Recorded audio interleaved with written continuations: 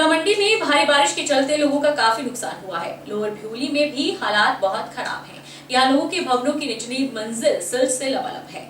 खिड़की दरवाजे टूट चुके हैं। लोग अपने स्तर पर ही सिल्ट निकालने में जुटे हुए हैं। वहीं द्रंग विधानसभा क्षेत्र के विधायक ने भी लोअर भ्यूली में हुए नुकसान का जायजा लिया। जिला मंडी में भारी बारिश के चलते लोगों का काफी नुकसान हुआ है। लोअर भ्यूली में भी हालात बहुत खराब हैं। यहाँ लोगों के भवनों की निचली मंजिल सिल्ट से लबालब है। खिड़की दरवाजे टूट चुके हैं। लोग अपने स्तर पर ही सिल्ट निकालने में जुटे हैं। कमरे सिल्ट से पूरी तरह भरे हुए हैं। लोअर भ्यूली में लोगों के घर पानी में डूब गए, जिस कारण उनका सामान भी खराब हुआ। साथ ही घरों में सिल्ट जमा हुई।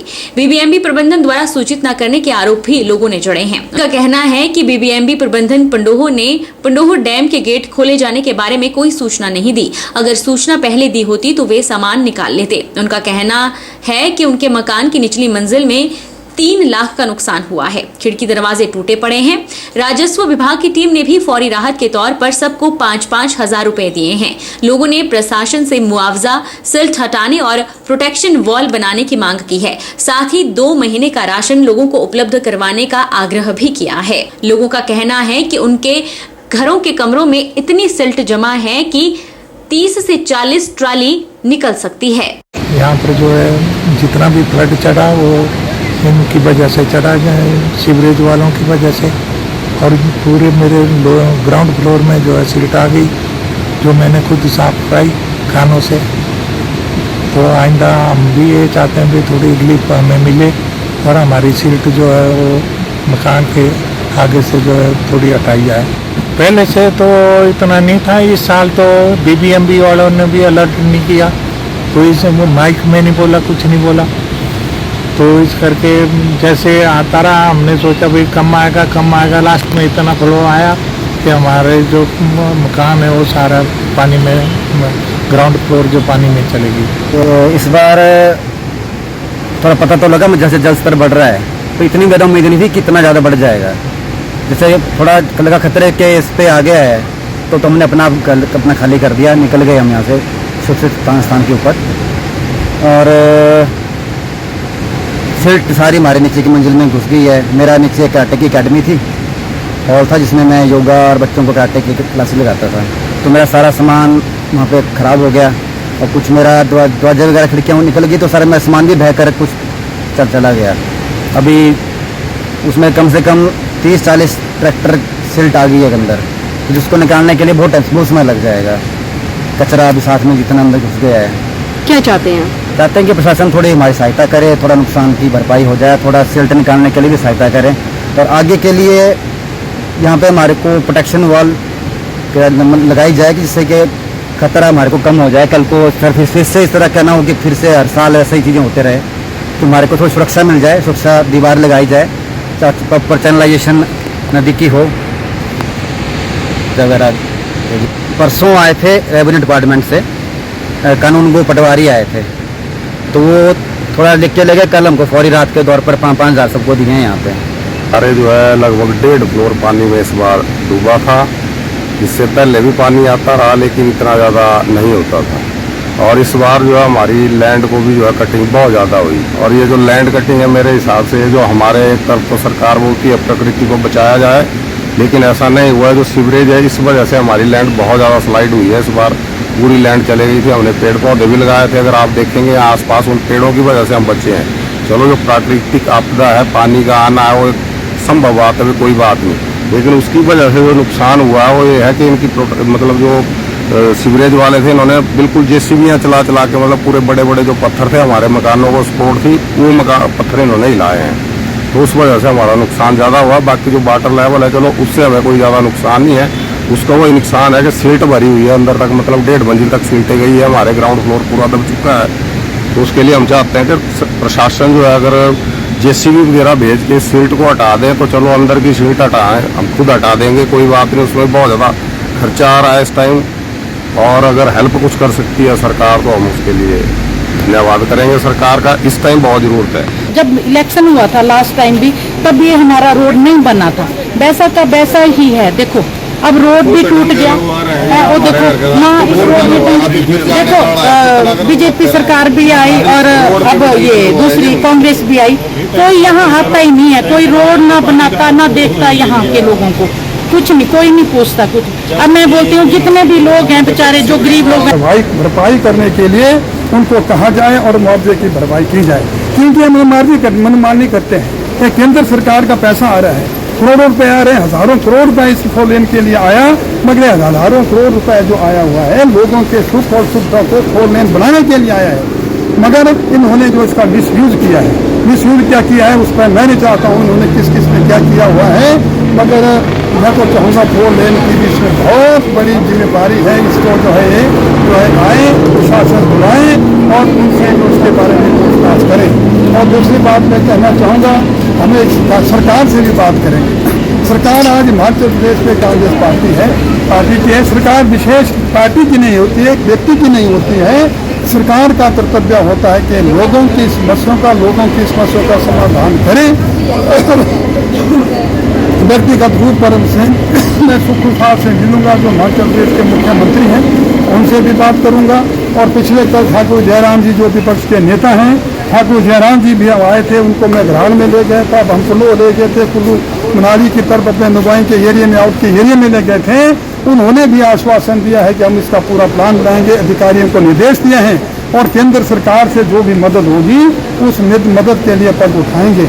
जैसे ही बारिश थमी, ब्यास नदी का जलस्तर कम हुआ, वैसे ही ब्यास नदी में जलमग्न हुए ऐतिहासिक पंचवक्त्र मंदिर से सिल्ट निकालने और मंदिर की साफ सफाई का कार्य युद्ध स्तर पर जारी है। आज चौथे दिन भी मंदिर की सफाई का कार्य चल रहा है। भक्तजन पूरी श्रद्धा से मंदिर की सफाई में जुटे रहे। बारिश थमने के बाद ब्यास नदी का जलस्तर कम होने के बाद अब ऐतिहासिक पंचवक्त्र मंदिर से सिल्ट निकालने और मंदिर की साफ सफाई का कार्य युद्ध स्तर पर जारी है।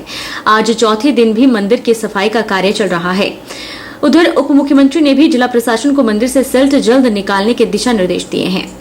बात अगर इस ऐतिहासिक पंचवक्त्र मंदिर की करें तो ब्यास नदी का प्रवाह अधिक होने से भी मंदिर को कोई नुकसान नहीं हुआ है। मंदिर के अंदर स्थापित मूर्ति भी पूरी तरह से सुरक्षित है। वहीं पंडित श्रीकांत ने बताया कि आज चौथे दिन भी मंदिर के गर्भगृह की सफाई में भक्त जुटे हुए हैं। मूर्ति को पूरी तरह से साफ कर दिया गया है। जब से मंदिर का निर्माण हुआ है शायद इतनी भयानक त्रासदी नहीं आई है, फिर भी मंदिर सुरक्षित है और मंदिर का एक भी पत्थर नहीं हिला। उन्होंने कहा कि भोलेनाथ की इतनी कृपा है कि उन्होंने ही हम सबको इतनी भयानक त्रासदी से बचाया है और आज सभी सुरक्षित हैं। आज तीसरा चौथा दिन हो गया है कि यहाँ पर भक्त लोग लगे हुए हैं सफाई करने के लिए। अंदर आपने गर्भगृह का हाल देख लिया है कि वहाँ भक्तों ने सब कुछ भगवान जी की मूर्ति को साफ कर दिया है और इतनी बड़ी त्रासदी हुई है इस बार की, शायद जब से मंदिर बना है तब से इतना भयानक त्रासदी नहीं आई है कभी। उसके बावजूद हमारा पंचवक्त्र महादेव मंदिर बिल्कुल अडिग है और कितना भी आंधी तूफान बाढ़ जितनी भी आ जाए आप देखेंगे चारों तरफ सारी तबाही है, लेकिन मंदिर का कोई भी बाल बांका नहीं, एक पत्थर तक नहीं हिला है मंदिर का। तो ये भोले पंचवक्त्र महादेव की बड़ी कृपा है मंडी वासियों पर और भगवान सबकी रक्षा करे। और मैं भगवान से ही प्रार्थना करूँ कि अब ये त्रासदी ना हो और सारे सब भक्त और हमारे भोलेनाथ ने हम सबको बचाया है, इस मंडी नगरी को बचाया है। इतनी त्रासदी के बाद हम लोग आज सुरक्षित हैं, यहाँ पर आपसे बात कर रहे हैं, ये बहुत बड़ी बात है।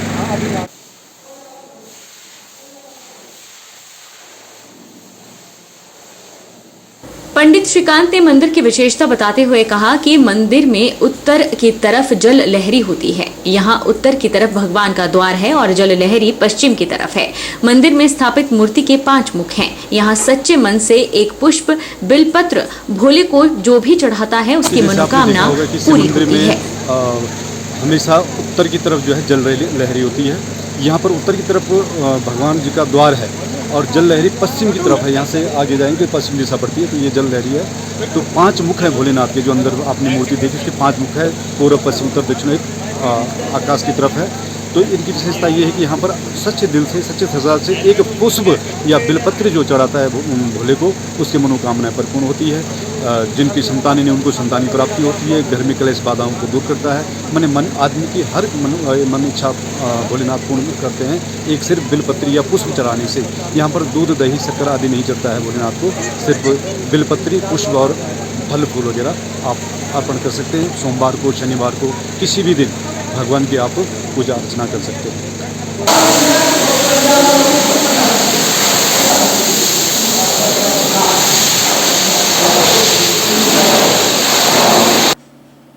जिला सोलन में बीते 5 दिनों से हो रही मूसलाधार बारिश से अस्त व्यस्त जिंदगी पटरी पर लौटने लगी है। जिला सोलन में बारिश से करीब 120 करोड़ रुपए का नुकसान अभी तक आंका गया है।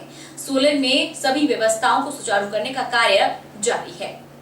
उपायुक्त सोलन मनमोहन शर्मा ने बताया कि जिला सोलन में लोक निर्माण विभाग के अधीन 692 सड़कें हैं, जिनमें से 111 सड़क मार्ग अवरुद्ध हुए हैं, जिनमें से 78 सड़कों को खोल दिया गया है।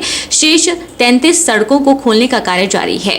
बिजली के कुल 3840 ट्रांसफार्मर जिला सोलन में हैं, जिनमें से 1486 ट्रांसफार्मर प्रभावित हुए हैं।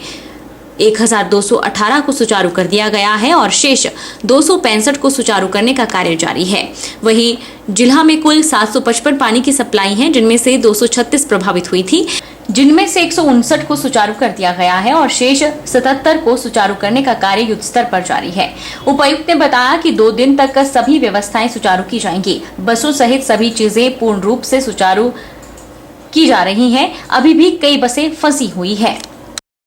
जो सड़कें थी वो क्षतिग्रस्त हुई थी इस बरसात में, और 78 सड़कें रिस्टोर कर दी गई है अभी तक। बाकियों पे काम चला हुआ है, मशीनरी लगी हुई है और मोस्ट लाइकली 2 दिन में हम सारी सड़कें यातायात के लिए खोल देंगे।